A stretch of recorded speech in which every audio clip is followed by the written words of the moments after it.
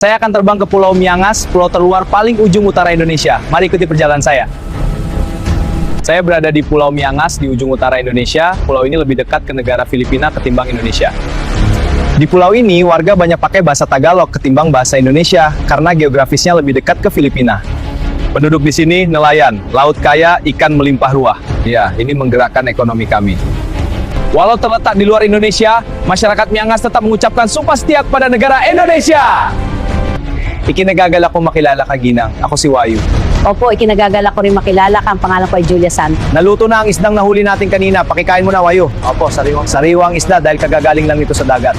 Salamat sa iyong pagtanggap, Ginang. Itutuloy ko na ang aking paglalakbay. Opo anak, mag-ingat po kayo sa daan. Palagay ng Diyos.